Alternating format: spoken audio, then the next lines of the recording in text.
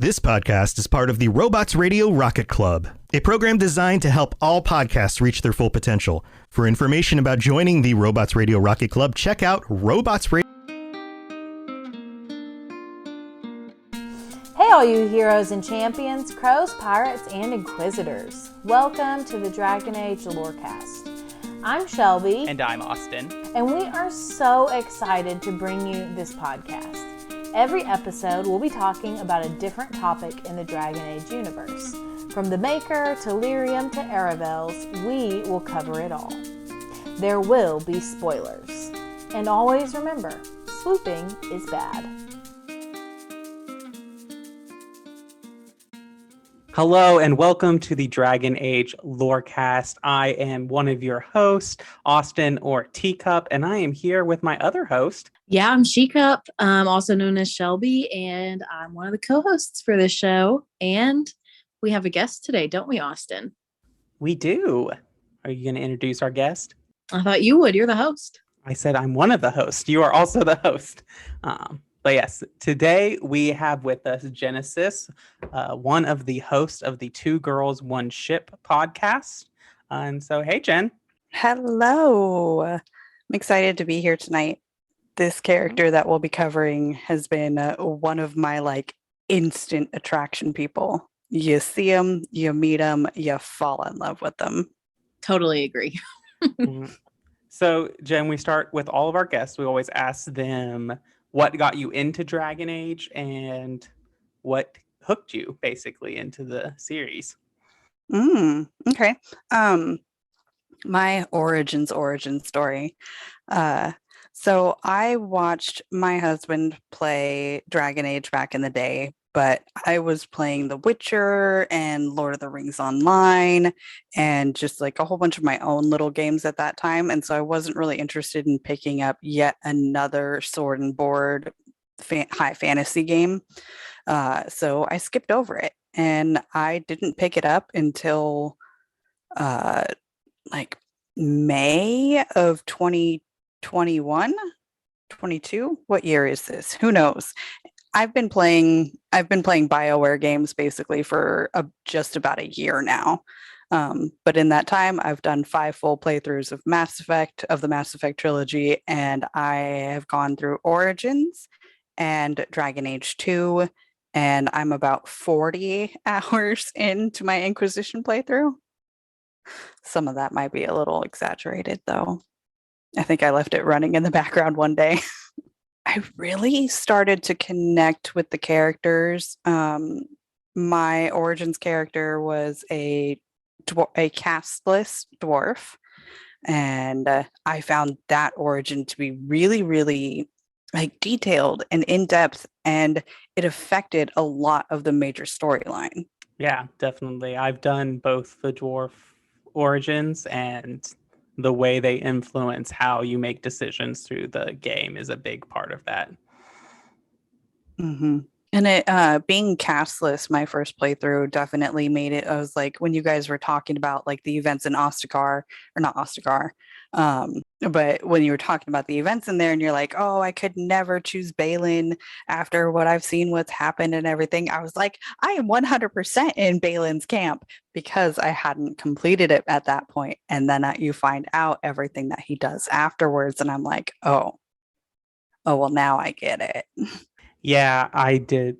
I used to be, because my first ever playthrough was a human noble, because I'm basic AF, human noble warrior. And I was really torn between the two. But after playing the dwarf noble background, I will never side with Balin, probably. And then finding out in Dragon Age 2 what Balin does, I was wow, it gets even worse. Yeah. But Harrowmont just keeps everything the same, so it's just a terrible choice all around.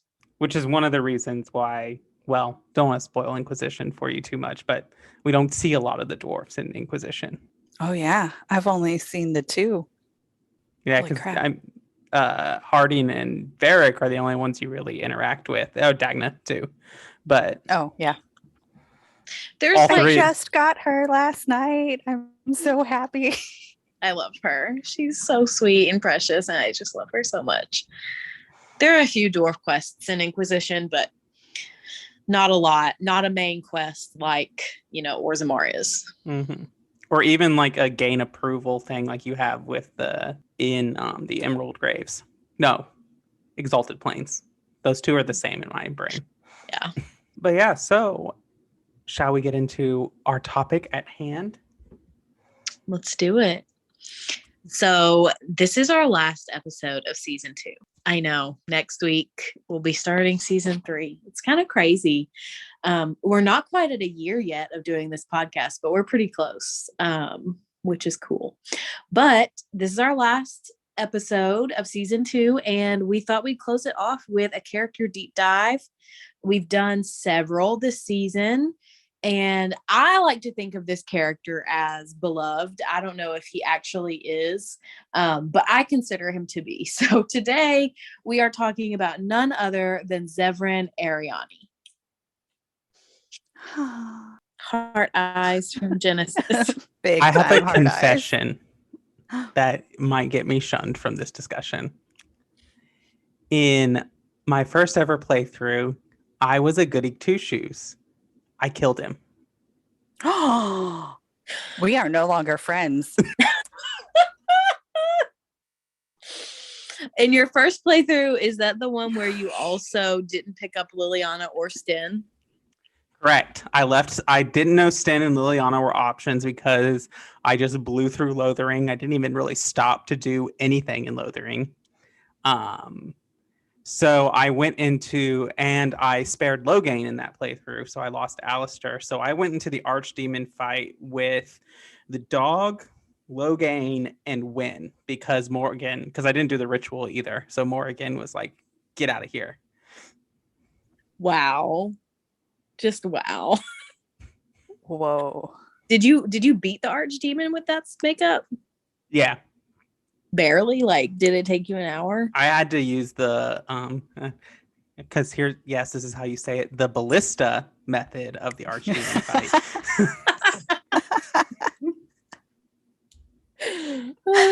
Yeah. But yeah, so I had to do that. I mean, that's kind of my theory because like my first ever playthrough of Mass Effect 2, I had Jacob, Miranda, Garrus, and Grunt were the only people who lived. Wow. That is painful. Painful. It's one of the reasons that I chose Control as my first ever ending, because I had just lost the Quarians in the Rhinoc mission, and I just didn't want to sacrifice the Geth, and I didn't have synthesis because it was the first playthrough. Yeah, makes sense. I almost didn't recruit Sten because I didn't think that he'd be a party member, and he was just a dude in a cage. But then he was like, I will fight at your side, and I was like, oh, okay, cool, let's do that. But no, I think I ended up recruiting everybody successfully. I'm not over that, Austin. Of which that I killed Zevran. Yeah. Well, all of it. Just all of it. I'm just going to go with all of it. Especially the Control ending. Like, that seems very not you. But anyways. Let's get back to Zevran. Geth. I understand. Couldn't take I went it. synthesis. My first playthrough was synthesis. I've only done it once, so I guess that's true. You need to finish your Jimothy Shepherd. I know. Oh God. Yes, I do need to. Okay, so let's get back to Dragon Age and Zevran. So I always start off with fun facts, and I do have a few about Zevran. But first, here's a little bit just of his bio. So he is an elven former assassin, at least by the end of Origins. And he was an assassin with the Antivan Crows. And obviously he grew up in Antiva, specifically Antiva City. And he was born in either 9-5 dragon or 9-4 dragon. We're a little bit unsure of the exact date. Zevran can also be romanced by either a male or female warden.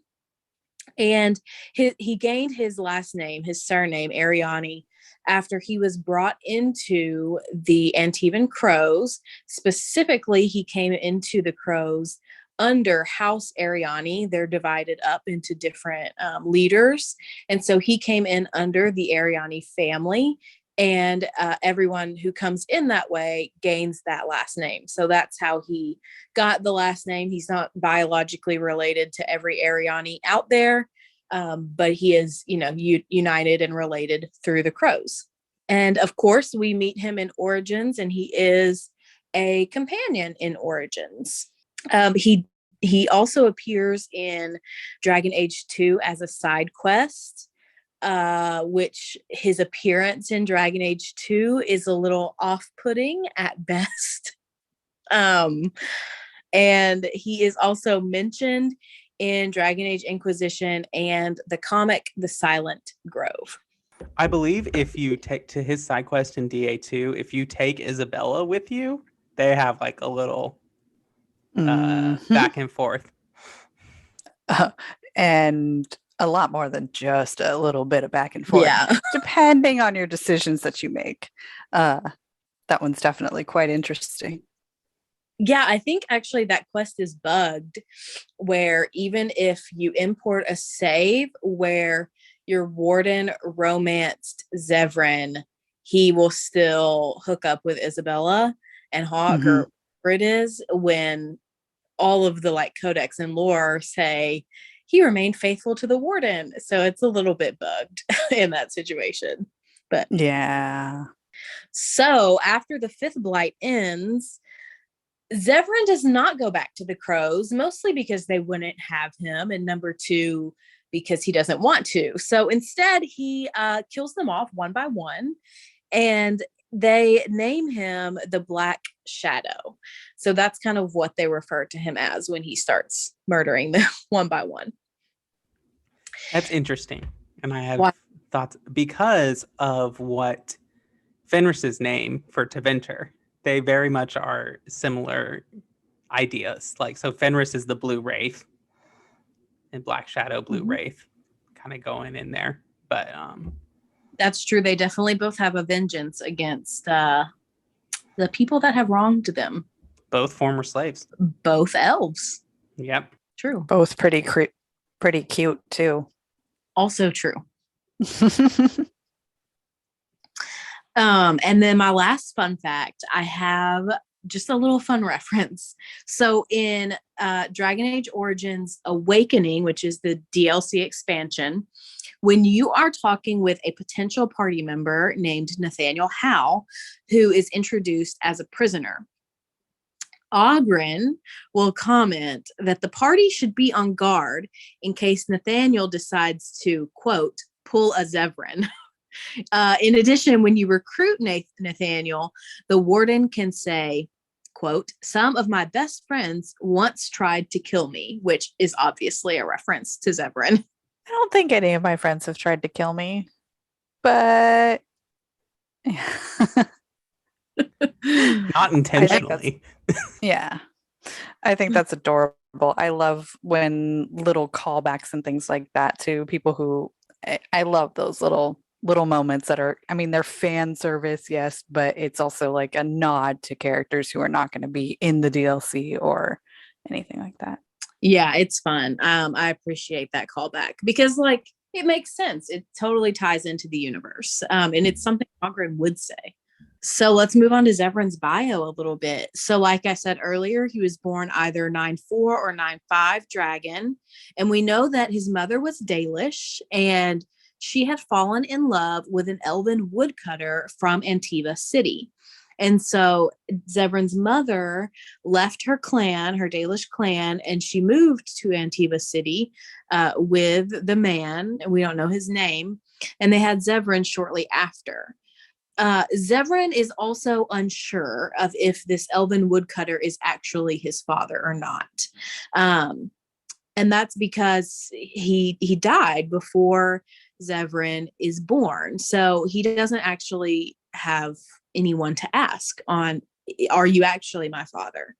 And he dies actually as a result of a contract with the Antivan Crows. So this forces Zevran's mother into a life of sex work. And that's what Zevran knows his whole childhood. And she also died pretty young when Zevran was still a baby. So he really is raised in like a brothel in Antiva City. So that's his childhood. I imagine he's seen a lot of rough things in his lifetime. And it also explains, I think, his cavalier view of sex. Even though we know that he is a softy at heart, he does not treat sex as something that should be saved. Let's frame it that way. Not anything that should be saved or anything to be shied away from, or that should even be like shunned. And the word is not coming, but it's not something to be afraid of. It's not something to be ashamed of. Yeah, not shameful. Yes. Yeah, that's a great word for it. Absolutely. Which I think is a really good perspective. And not that the Chantry really is super shamey about sex, but when we see the Chantry in our lenses, in our eyes, through a comparison to religion in our world, it can seem to be shameful. It can seem that they would view sex as shameful when religions in our world view sex as shameful. So I think it is a good counterpoint to that. So like I said, between the deaths of his parents, Zevran did grow up in a brothel, and he actually considers himself to be lucky, especially for a child who grew up the way he did. And that's because he was raised communally by all the people who worked there, at least until the age of 7. You know, he could have been a child like growing up on the streets, wandering around, and not really having a home or people to care for him. And his cunning and his skill, especially in stealing, brought him to the attention of Guildmaster Talav of House Arainai, who then paid the remainder of the debt that Zevran's mother was being forced to repay. So because of this, he was then considered to be comprati, which means purchased. So he was purchased by the crows, and he then becomes a crow. And he isn't free to leave them because he's been purchased. And I don't know exactly what the circumstances are for people who just want to join the crows, like of their own volition, if they can leave. That's unclear, and I'm unsure about that. But at least for Zevran, because he was purchased into the crows, he is forced to stay there. He doesn't have a choice. So he's forced to work with them. So this happens in 912 Dragon. And if you remember Taliesin from Zevran's side quest in DAO, they are both purchased together at the same time in 912. And they were only the two of them out of their whole group or class, which was 18 total people. They were the only two to survive the year. So this really bonds them together. And I think that Taliesin was also in one of the kids in the house, right? He was brought up in the brothel alongside him. I think that's correct. I've seen conflicting evidence on that, so I'm not 100% sure, but that's my assumption. Yes. And I'm jumping ahead, but it's really kind of a testament to like how much you do win Zevran's loyalty, that he's willing to turn on this person who he's known infinitely longer than he's known the warden, and who he probably admires and bonded with and learned from and shared a lot of commonality with. I mean, it would take a lot for me to even think of like minorly betraying one of my best friends. But and they were former lovers, which adds a whole nother level to it. Yeah, it would be very difficult. I would not want to be in that situation. Also, side note, in my first playthrough, I did not gain Zevran's loyalty fully, and I had to kill him, and it was heart-wrenching. heart-wrenching because I had just done the lands meet, or was about to do the lands meet. I don't remember which one comes first, but I also thought that it would be a good idea for us to have more Grey Wardens. So I thought that it would be a good idea for Loghain to join the Grey Wardens, and I didn't know that that meant Alistair would leave me. So I lost both Alistair and Zevran in that playthrough, and it was very heartbreaking. Like, I'm still not over it.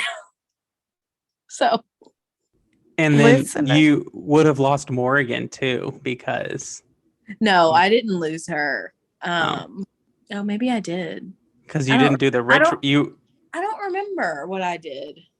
You refused to do the ritual, and so the only way you would have been able to do that is to make Loghain, and that was a no-go.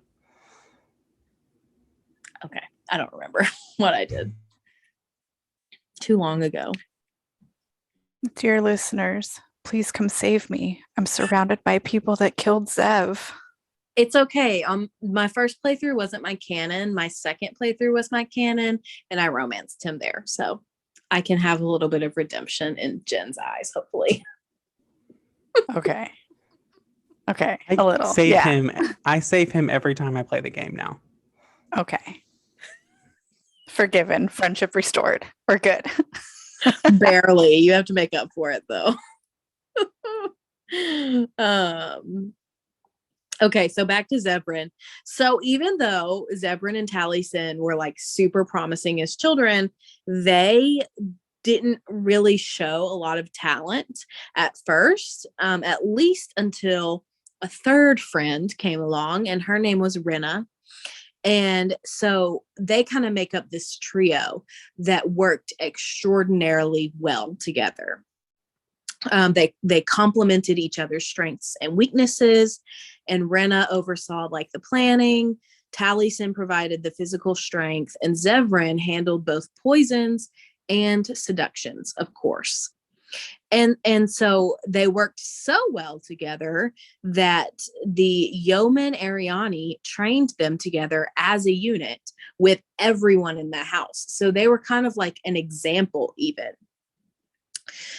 They also worked so well together that the trio became romantically involved with each other. So this is, I think, the first example in Dragon Age of like a polyamorous relationship, which I think totally fits with Zevran's character. Mm-hmm.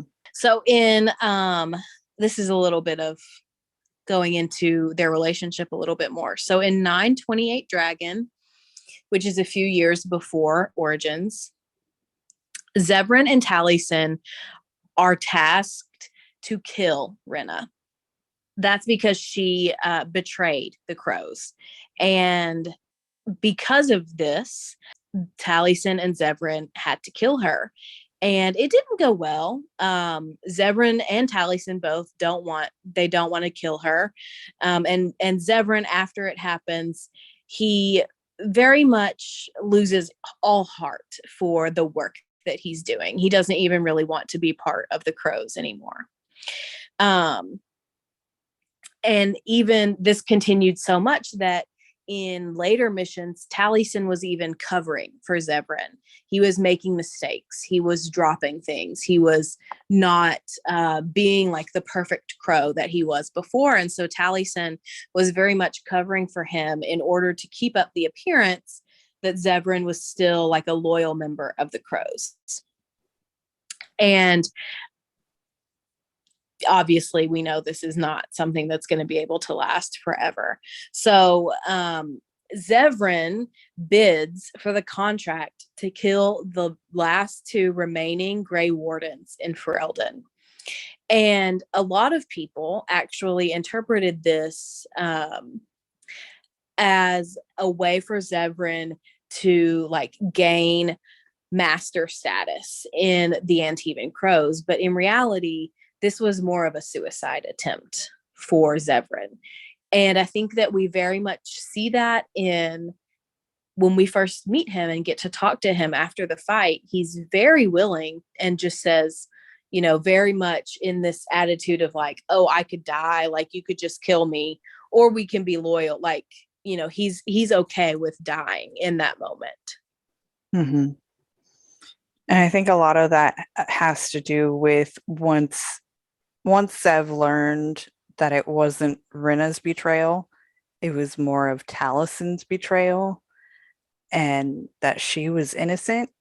I think that's what really, really broke him, and was like, I killed somebody I loved, somebody who I trusted, but then another person that I trusted made me not believe them anymore. And that's what broke his heart. And like, how do you come back from that? Explains Austin to the end of the game. Zev needed that closure with Taliesin, and I think that's why there's only really one good way to come out of that fight, is giving him closure at a tip of a dagger. Mm-hmm. I definitely agree with that. So, as we know, Zevran is hired by Loghain and alllll, Rend, and Howe to assassinate the Warden and Alistair, and eventually you can ask him to be part of your party. And the party members, the rest of them, they very much have their doubts about whether or not Zevran can be trusted. And he really takes their suspicions in stride and always deflects their accusations with wit, especially when in regards to Alistair, which totally tracks, I think. Zevran tends to have no reservations whatsoever about what he does for a living, and nor does he try to ever like deny that he was part of the Antiban Crows, nor does he ever try to make his role seem like better than it was. He's very honest about who he is and what he's done, and I definitely respect that. He also acknowledges freely that he is a killer and that he really can't picture himself doing anything else, honestly, because that's what he's done his whole life. And this leads him, I think, to possess a different sort of morality than the rest of the party members. I think most of your party members, thinking about Alistair and Wynn and Liliana, have like the very traditional goody two shoes, lawful good type of morality. And then you have the opposite of that, where it's very chaotic, very, I do what's beneficial to me. Other side of it with Morrigan and Ogren and even Sten. But Zevran, I feel like, falls somewhere in the middle. He's not as black and white on the issues of morality in the game. Yeah. I will tell you, if you enjoy watching Alistair squirm, put Zevran in the party. Really just put Zevran and Wynn in the party with Alistair. And especially if you're romancing Alistair, the comments will just make him uncomfortable. They're so good. I think a raunchier combo is Zev and Ogren. They've definitely bounced off a lot of each other because it's like they will just say whatever comes to mind. Yes, they will. And I also enjoy Zevran, Morrigan, and Alistair because they all just like poke fun at each other the whole entire time. And actually, that one's fun because Alistair and Zevran join together to gang up on Morrigan a little bit, which she needs to be taken down a peg every now and then, frankly. Yeah, so that's a little bit about Zevran's bio. Obviously, we know that he can die in Origins, but if he doesn't die, he is alive in the current timeline, as far as we know. And like I said earlier, he appears in Dragon Age 2 and has, I think, maybe 2, but at least one war table mission in Inquisition. So at this point in time, Zevran is still alive and kicking, as far as we are aware. Right. There's in his war table mission, it's actually kind of sweet because if you pick Liliana to do it, she's basically like, oh yeah, I know Zevran. We can trust him. This is an endeavor worth doing. As she should. And I really like the fact, I mean, Liliana is really one of the only ones that can do it, but to talk about, the hero of Ferelden and anybody else that you had in one, Liliana's kind of the bridge and makes it so that way you as the me as the person with the controller remembers these people, but at least now your character can also have more insight on them. And that's always fun. That's so true. And I definitely appreciate that. And I also think I'm just now realizing this, but like Liliana, you know how in every friend group, there's like one person who's the glue, like there's one person who together. In Origins, that person is Liliana. It just is. Like none of them, and I guess none of them like hang out anymore, you know. But if this was like in our world, she would be the one that plans like the Friendsgiving get together, you know. 100% that would be her. Do you think Sten would leave his Aeroshock duties to come to Friendsgiving? I don't know, but I really hope so. And now I'm picturing it in my head, and I really need someone to like do a drawing of that. I think that Liliana is the only person that would be able to guilt the Aeroshock into doing what she wants. That's a fair. Maybe if they had it at his place. Like, I'll go to Friendsgiving, but only if it's at my house. That's probably fair. Or a neutral location, like not someone else's house. I'd like to think I would love for Fenris and Sten to meet. I'm trying to think if they've met in the comics. I don't think they have. I just think that they would get along because I think Sten would be like, "Oh, you killed Winter? Sure. Yeah, come on. You're a great person." Yeah, but Fenris would hate the Coon. That's just another form of slavery. He's not going to go with it. Yeah, so they would definitely some things that they would agree on and some major things they would disagree on. I would also love for Dorian to meet Sten. I just feel like that would be very funny. Okay, let's get into some of Zevran's significant quotes and contributions. So, you know, even though his mother was Dalish, Zevran does not consider himself to be Dalish. He considers himself to be Antiban. And he doesn't even really feel, well, at least he claims not to feel kinship with the Dalish, and to an extent, elves who live in alienages either, which I think makes sense because he didn't have either of those experiences. That's not how he grew up. But Zevran also believes that too many elves have kind of accepted being inferior citizens in their world. And he believes that elves have a duty and responsibility to fight to earn a higher level of respect. So, but regardless of what he says in these conversations, Zevran always approves of the warden's actions if they benefit elves in general. This has kind of been a theme in Dragon Age because Sarah, Fenris, and Zevran are all elves who don't really consider themselves elven. Fenris will talk about elves, but he'll talk with Meryl too and be like, we're not the same. Like, we might both be elves, but we're not the same. And then you have Zevran, who still approves of everything that you do for elves, but doesn't consider himself elvish. And then Sarah hates everything that's too elfy or whatever. Yeah. But she will also highly disapprove if you do anything against any type of elf people. And she greatly approves if you put Briala in the throne. Mm-hmm. Even though she has that conversation with you afterwards where she's like, Briala is just going to end up like the rest of them. Yeah, but that's just because she hates nobility. It has nothing to do with Briala being an elf. That's fair. That's very true.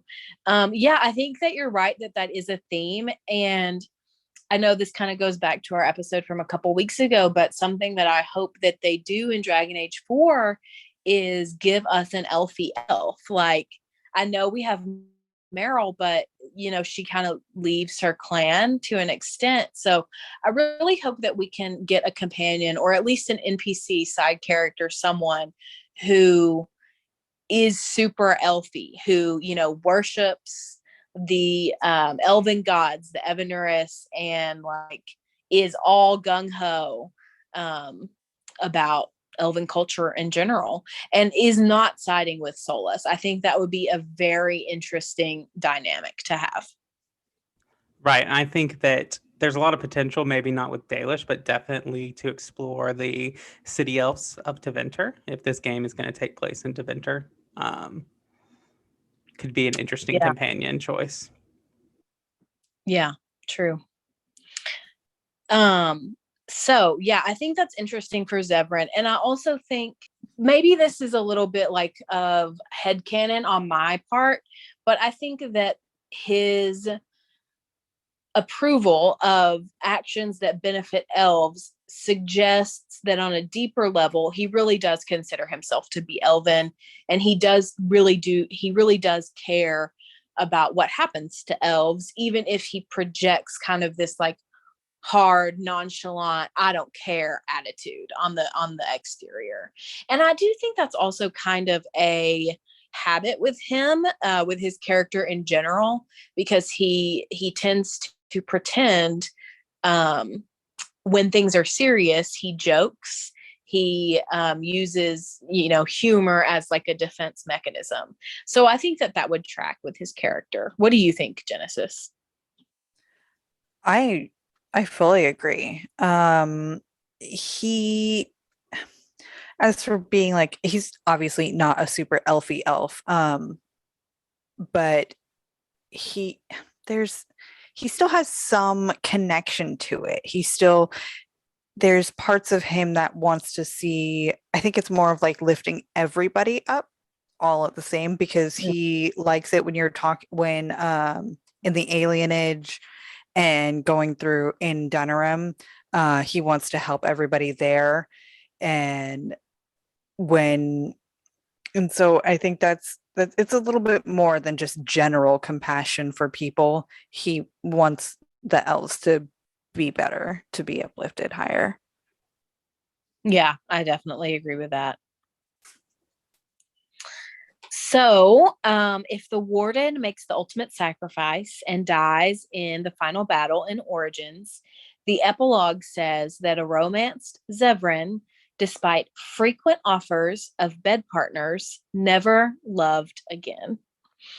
And if the warden survives the fight with the archdemon and decides to rebuild the Grey Wardens, a romanced Zevran will assist with recruitment and training, though he will never actually join. The warden electing to remain in Denerim, return to their clan, travel, or anything like this will result in Zevran staying around for a time. A Kuzland warden is also able to keep Zevran as a consort if his approval rating is high enough, even if they choose to marry Alistair or Honora. To me, personally, I don't like that very much, because I think that Zevran deserves better than to just be a consort. I feel like Zevran has lived a life with very little love in it. And for me, I think that he deserves a full partner in life. He deserves everything that comes with a real relationship. And so I want him to have that. Absolutely. Zev should not be relegated to side chick status. Yes. Yeah. It makes me sad. I don't like that. See. Also, if the warden survives the final battle, Zevran does attend the coronation ceremony. He also expects fully that the crows will come after him, and that staying in one place will just invite them to find him more quickly. And so he then asks the warden if they want him to stay, regardless of what the warden is doing. So, like we briefly talked about earlier, Zevran has been trying to dismantle the crows from the inside since the end of the 5th Blight. 4 months after the end of the Blight, the Master Arainai had been killed, showing that a crow responsible and talented enough did it, even though there was no contract that had been taken. By 935 Dragon, it was said that at least 2 out of the 7 guild masters were in Zevran's pocket, so they were on his side, and that they were responsible for the death of the guild master of Rialto. So Zevran is making his way up the crow hierarchy, either converting them to what he believes to be right or just outright killing them. Wow. Okay. So putting all of that information together, now it's like maybe Zev really did take the contract out to become the master, because Yeah. now he's working his way up the ranks. He's going to become the master of the crows. That's a good point. I mean, I think he just really wants it to be a different organization. So that makes sense. But I don't know, the Crows are such a big organization that have ties in so many different places. It feels almost like impossible to be able to change an institution that large, you know? It's really interesting because every party member, except for Ogren and Alistair depending on choice, but every party member kind of rises to the height of whatever organization that they're part of. Liliana becomes left hand of the divine. Sten becomes the Arashok. Zevran is this guild master. I think that's it. I don't know what happens to Shale, but Shale lives a very good life, as they deserve. Wind becomes a mage of the court. Who else? Alistair, who will become king, or a very senior Grey Warden, or a drunk. Okay, don't be mean to Alistair. Yeah, I think you're right though. That they all do tend to, I'll just say, rise in societal rank in some way. Even Ogren does, because he becomes a Grey Warden in Awakening. So that's interesting. But I also think that it makes sense, because they're like, you know, we refer to the Warden as the hero of Ferelden, and they're the party members. They're the hero's closest friends. So it makes sense that that renown would impact them as well. Okay, so I have a few quotes from Zevran before we get into why we love them. The first one, I think, illustrates what we were talking about earlier with he has a very tender heart on the inside, even if he projects a tough exterior. So this quote is this: "In truth, for the chance to be by your side, I would storm the dark city itself. Never doubt it." Aww. It's so sweet. And then the second one is in a very similar vein. He says, "What we are doing here, stopping the blight, I cannot think of anything I have ever done which is so worthy." I like that one. It just reiterates the point to me that Zevran wants to do good in his life. You know, he doesn't want to be this person who hides in the shadows forever. He doesn't really want to even die. He wants to have an impact on the world. Right, and BioWare is real jerks of these like last lines that your party your romance gives you that just make you like want to blow your brains out, because they're either so sweet or sad. Which I don't know if either of you have done the Thane romance, but what Shepard says to Thane before their fade to black scene gets me every time. Yeah. Oh, that one.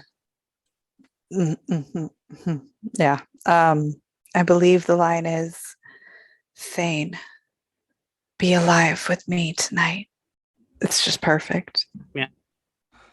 And there are similar lines with all your DA2 romances and in your Inquisition romances too. They're just jerks like that.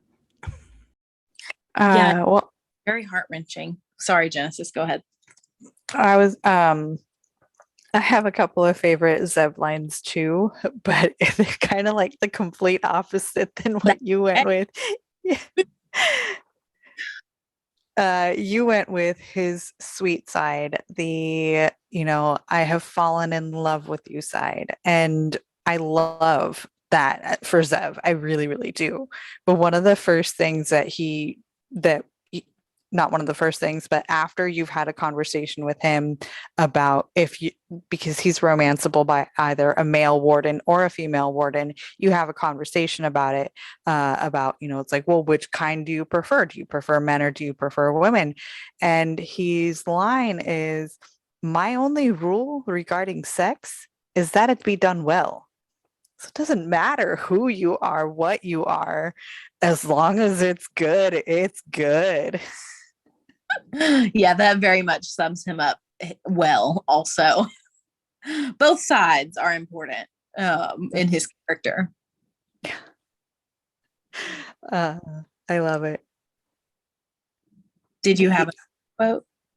I do have a second one, and the second one happens in Dragon Age 2, and we were talking about how you can meet up with him, and depending on your decisions with him in Origins and then your current Hawks decisions and Isabella being there.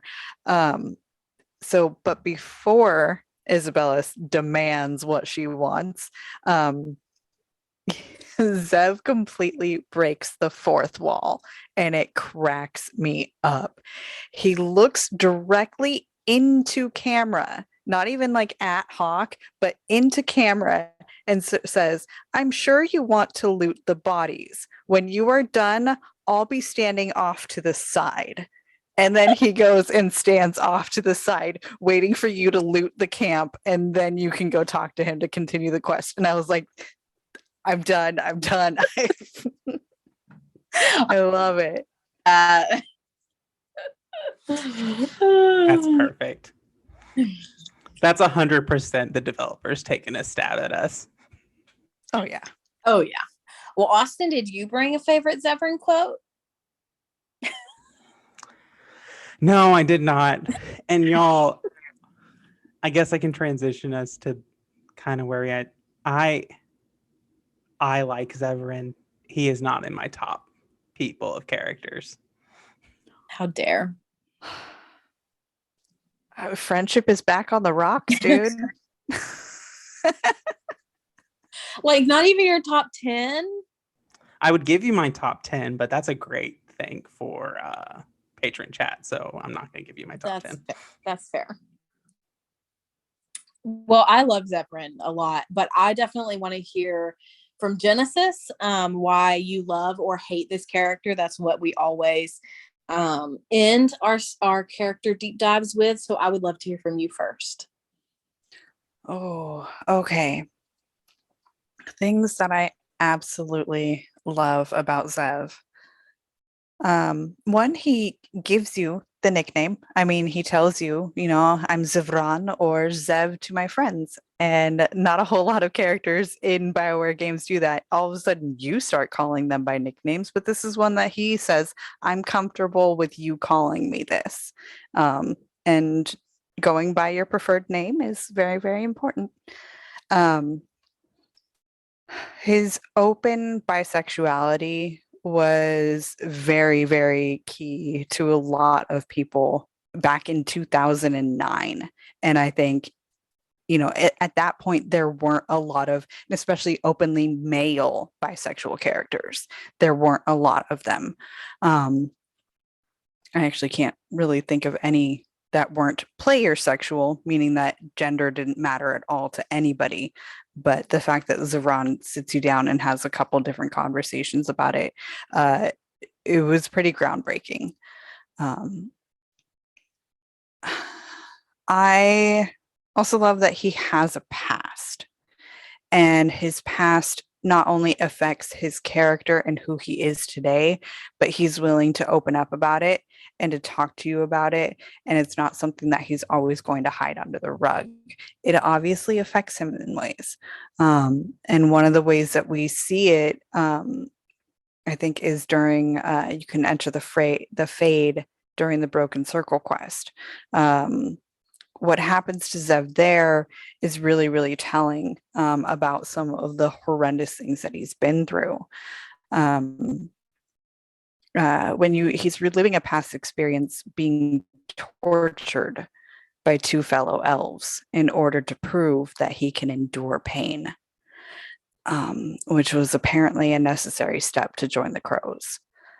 He doesn't remember that he had already gone through this and that he did become a crow. He was able to survive the torture before, and he has to be reminded of this by the warden and able to break free, that you've survived this pain before, you did become a crow, you'll be able to get out of this. And it's literally, he's on a torture rack where his arms and legs are bound and he's being pulled apart. And I'm like, get my poor sweet baby boy off of that table. Like, it hurts to see him like that. But he did survive, and he came out of it, and he found a sense of humor again, and he found the ability to open his heart up. So yeah. Zev hits me in all the right places in my heart. I feel for him. Yeah. His story, I think, is really powerful. And what you said totally ties into what I was going to say about what I love about him. And that's two things. First, his honesty. He's so honest. He never lies to you, even when it would have been easier for him to, even when it would have arguably been better for him to lie to you, to at least hide some of the things he's been through or some of the things he's done as a crow. But he never does that. And I respect that so much, because that says so much about his character, more than anything else can, in that, he doesn't lie when it would be easier. But also, like we see in the Fade, he's been through horrific things. And my canon playthrough is a female city elf. And the city elves specifically have also been through some horrific stuff, especially the female playthrough. And I'm not going to get into it because it's a little triggery, and also you can just play the game. But I think that those experiences of experiencing horrific treatment and even oppression and injustice can bind the two of them together in a way that the other party members don't really understand. They haven't experienced those things, at least in those ways. So I think that the city elf romance works really well with Zevran. And I just really love that. And like I said earlier, I think he deserves the whole world, and I don't want him to be a side piece. So yeah. All right, Austin, your turn. I think that one of the reasons that like Zevran doesn't rank high for me has nothing to do with Zevran and has everything to do with me and where I was when I played the game for the first time in like, it was either 2010 or 2011. And in that stage of my gaming, I was a very different gamer. I was very focused on like the power gaming and the best build and all other things like that. And so I didn't really engage with Zevran, especially in my second playthrough, because Liliana is a better rogue. Like overall stat wise, Liliana is a better rogue. She serves the purpose of a rogue better than Zevran does. And so I just left him there. And so he doesn't really have like a lasting impression on me because I didn't engage with him when I was first playing through the games. So yeah, and also I just haven't played Origins as much as I've played the rest of the series. Well, what do you like or dislike about him after this episode and learning more about him now? Well, I definitely like all the things you said. I like his openness. I like his honesty. I think that he's a good character, and I think he's a well-written character. The kind of like sassy, witty, I don't want to say hypersexual, but like boldly sexual I think that's the word I'm going to use. Boldly sexual like character isn't like who I go for in a romance, typically. And so that's kind of where I was on that. But I do like Zevran. I think he's well written. I can see why other people like him and want to romance him in our canon romances, but not for me. All right. So I'm going to throw a question at you guys now. Sure. When I finish my Inquisition playthrough and I inevitably restart the trilogy over because now I've got to do my second playthrough, I know that I'm going to be romancing Zev because I have to. Because I love him as me, Jennasis does. So I'm going to see how my character fits with him. What should I be? Gender, race, class. Well, what were you in your first playthrough? Female dwarf warrior. And who did you romance? Alistair. Okay.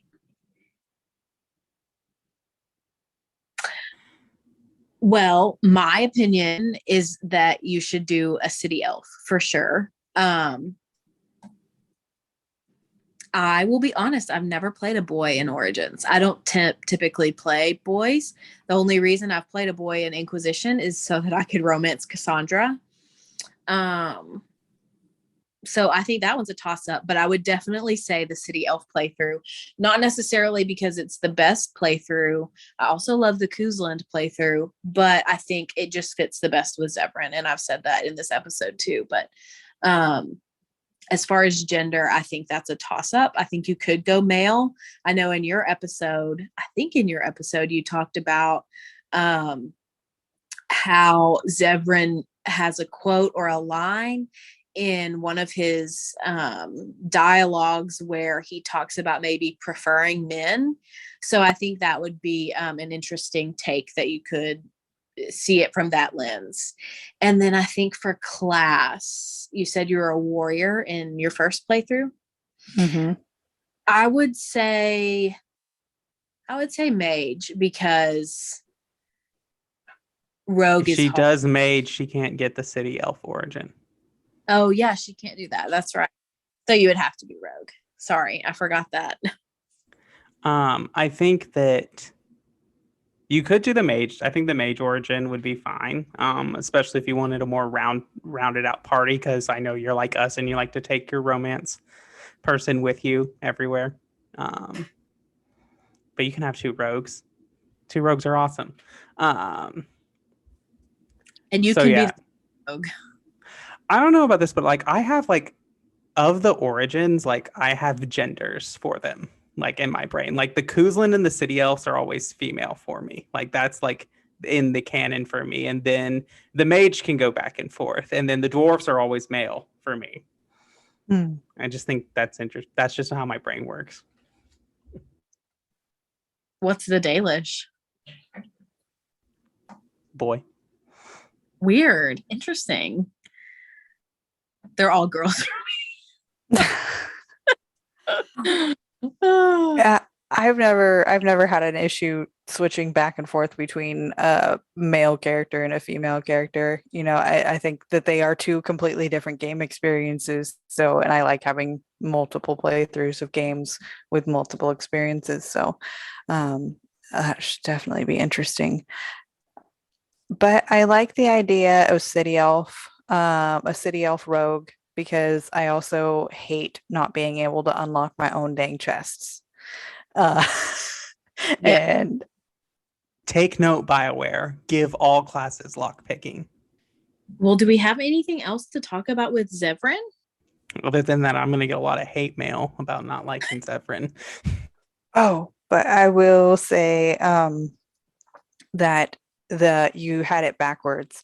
Zevran, no matter what, says that he prefers women, but knows who he is and that he does like men also. But Gotcha. He will tell a male warden that he prefers women. Yeah. So I think I would love to see his romance from a male perspective, because I've never done that. And probably never will, because I always play girls. Anyway. Okay, Austin, should we thank our patrons before we head out? Yes. And so, as always, we read our first 5 patrons on every episode. And so our patrons are Lisa M, Derek B, Fletcher M, Jennasis, and Zuba. How could I forget Zuba? I love saying Zuba. So yes, thank you. And if you would like to support us on Patreon, you can find the link in the episode description. There are all kinds of tiers where you can get different benefits, all the way up to coming on the show with us once a month to discuss a topic, which our next patron chat is coming up in a couple weeks. And we also have new patrons to thank. So Kolka Shins and Cyclops 88 are both two new first Enchanter patrons, which means they will be with us on the patron episode. Thank you both. And Jennasis, you increased your pledge, so you'll be with us on that episode as well. Yay! The topic just seemed way too tempting for me to not jump in on it. I totally understand. You're contractually, whatever that word is, obligated to come on this topic. As Let's Not would say, I'm legally required to be there. Yes, just like tomorrow when I join your patron episode, I have an answer that I'm contractually obligated to say. And knowing that, I believe that means I need to rewrite my script. Everyone that's listening to this is either going to be in the dark or you're just going to have to go listen to the Two Girls One Ship podcast. All right, Jen, last thing, where can people find you? I am all over the place, but I am Jennasis, spelled with a J.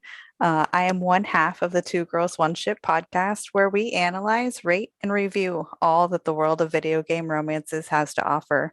You can find me on the Robots Radio Discord and all the social medias at Two Girls One Ship. All one word, all spelled out. All right. And as always, you can find us on both the Robots Radio Discord or our personal Discord server, both links in the description. And other than that, thank you for listening to the Dragon Age Lorecast. We will see you all next week.